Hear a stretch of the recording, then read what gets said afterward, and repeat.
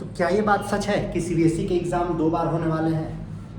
क्या ये बात सच है कि 2 बार एग्ज़ाम दे सकते हैं, पहला एग्ज़ाम बिगड़ गया हो फिर भी? और क्या ये सच है कि आप अपने मार्क्स इंप्रूव कर सकते हैं? तो नमस्कार, सत श्री अकाल और जय श्री राम बच्चों। स्वागत है आप सभी का आईमेड फाउंडेशन में। न्यू सेशंस जल्दी ही स्टार्ट होने वाले हैं, तो चैनल को सब्सक्राइब ज़रूर कर लीजिएगा for class 10th and 12th both CBSE, ICSE and 12th के आईएससी के लिए। माफ़ी चाहेंगे उन बच्चों से 10th आईसीएसई के जिनके साथ हम अंत समय में नहीं लड़ पाए, उनसे बहुत ही माफ़ी चाहेंगे, but I will continue further.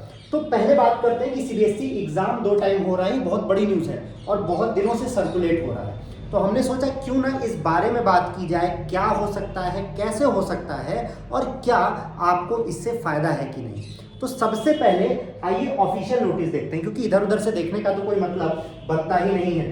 तो ऑफिशियल नोटिस की तरफ अगर हम ध्यान दें, एक सेकंड बच्चों, ऑफिशियल नोटिस की तरफ अगर हम ध्यान दें तो ये सारी कहानी एनईपी के कारण स्टार्ट हुई, नेशनल एजुकेशन पॉलिसी, जिसने कहा कि ये एग्जाम 2 बार होने वाला है, जो कि यहाँ पे हमने लिख के रखा है, आपको दिख रहा होगा, to further eliminate the high stakes aspect of board exam और ये सब कहानी। पर अब सवाल ये नहीं है, हमारे लिए सवाल ये है कि सीबीएसई ने आखिर इससे डिसीजन क्या लिया, सीबीएसई क्या कहना चाह रहा है कि क्या कर सकते हैं। तो आइए एक एक पहलू को देखते हैं, एक एक चीज को जानते हैं कि कैसे हो रहा है, क्या हो रहा है और आखिर क्या कहानी है।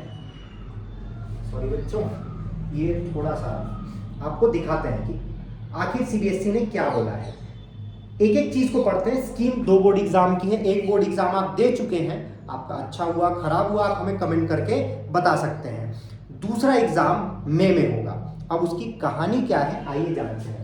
सबसे पहले it is mandatory for all the students to appear in the first board exam. इसका मतलब ये उनके लिए नहीं है जिन्होंने पहला बोर्ड एग्जाम नहीं दिया है। सारे पास स्टूडेंट्स होंगे जो एलिजिबल होंगे, जो कंपार्टमेंट देना चाह रहे हैं, वो अप टू 3 सब्जेक्ट्स में ये भर सकते हैं। ठीक है, अब देखिए 10th पास करने के बाद आपको कुछ अलाउड नहीं होगा, सब्जेक्ट चेंज नहीं कर सकते हैं। कौन कौन सेकंड एग्जाम में अपीयर कर सकता है ये तो हमें पता चल गया है। ठीक है, शेड्यूल क्या है, कब होगा, ये आपका होगा मई में। तो जो बच्चे सोच रहे हैं कि सर ये वाला एग्जाम हमने बढ़िया दिया था पहला वाला, इसका क्या कर सकते हैं, तो आपके लिए सेकंड एग्जाम नहीं है। जो बच्चे अपना मार्क्स इंप्रूव करना चाह रहे हैं but only up to 3 subjects, ये कलर सुंदर नहीं लग रहा है, only up to 3 subjects, 3 subject से ज्यादा आप नहीं चेंज कर सकते। और सिर्फ 10th के लिए है, 12th के लिए ये अभी नहीं आया है। ठीक है, अब आएगा कि नहीं ये तो हमें भी नहीं पता है। 3 सब्जेक्ट में दे सकते हैं और वो एग्जाम मई में होगा। ये जो आपने एग्जाम दिया इसका रिजल्ट अप्रैल में आएगा, ये आपके डिजी लॉकर में अवेलेबल हो जाएगा और इसका रिजल्ट जून में आएगा। और कैसे डिसीजन होगा, so the decision will be best of 2, decision will be best of 2। दोनों में से जो एग्जाम आपका बढ़िया गया है उसी के मार्क्स आपके फाइनल रिजल्ट में दिए जाएंगे। तो चाहे आप कंपार्टमेंट वाले हो, चाहे आप फेल हुए हो, सारे सब्जेक्ट्स में नहीं, वो तो कंपलसरी रिपीट हो जाता है। अगर आप 3 या 3 से ज़्यादा सब्जेक्ट में फेल हुए हैं तो ये आपके लिए नहीं है। अगर आप मार्क्स इंप्रूव करना चाहते हैं, आपका कंपार्टमेंट लगा है क्या 2 सब्जेक्ट में, तभी आप ये यूज़ कर सकते हैं। ठीक, आइए आगे बढ़ते हैं और बात करते हैं कि और क्या क्या ये कहना चाह रहा है, ताकि सारी इंफॉर्मेशन आपके पास आए। एलिजिबिलिटी क्राइटेरिया देख लीजिए, fresh student, second chance compartment, essential repeat और इम्प्रूवमेंट एग्जाम, इतने ढेर सारे लोग भर सकते हैं, इनके अलावा कोई और नहीं भर सकता। एलिजिबिलिटी क्या होगी, 3 सब्जेक्ट में इम्प्रूवमेंट, फर्स्ट या थर्ड चांस का कंपार्टमेंट या इम्प्रूवमेंट। मतलब अगर आप फेल हो गए हैं तो एसेंशियल रिपीट में आएगा, वो आप नहीं भर सकते। आपके लिए ये सुविधा नॉट अवेलेबल है भैया, आप छू भी नहीं सकते। सिलेबस ऑलमोस्ट सेम होगा, एलओसी। हाँ, अब देखिए एलओसी बच्चों को ये पता होना चाहिए कि कब भरना है।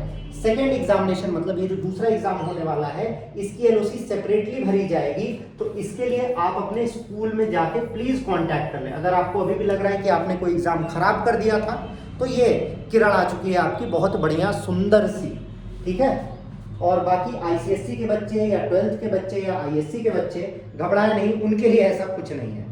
ठीक है, रिजल्ट कब डिक्लेयर होगा ये आपको बता दिया गया है। 11th में आपका इसी एलओसी के बेसिस पे एडमिशन हो सकता है। तो ये तो थी भैया बात। अब सवाल ये आता है कि क्या ये कहाँ चला गया, एक सेकेंड बच्चों,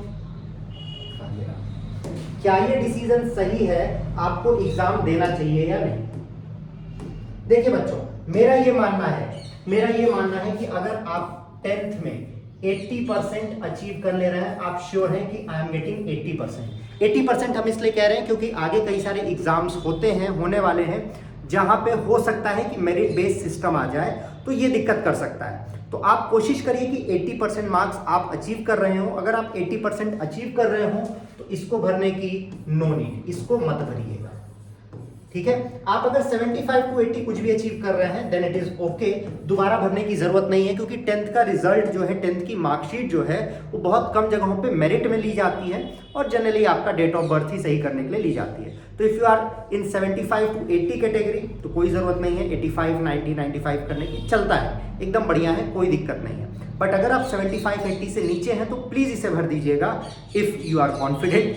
आपको पढ़ने का टाइम तो मिल ही रहा है, मई में एग्जाम है, बहुत समय है आपके पास, तो यही एक क्राइटेरिया। और बाकी अगर आपका कंपार्टमेंट है या बाकी कोई चीज़ है तो आप भर सकते हैं, ठीक। अब कुछ बच्चे सोच रहे होंगे सर हमें समझ में नहीं आ रहा है क्या करें या क्या ना करें, तो ऐसे बच्चे पक्का है कि उनके कम परसेंट आने वाले हैं, तो आप भर दीजिए, फिल द फॉर्म। वो आप आपकी चॉइस है, आप देते हैं कि नहीं एग्जाम, और अगर आप दे भी देते हैं तो बेस्ट ऑफ 2 होगा।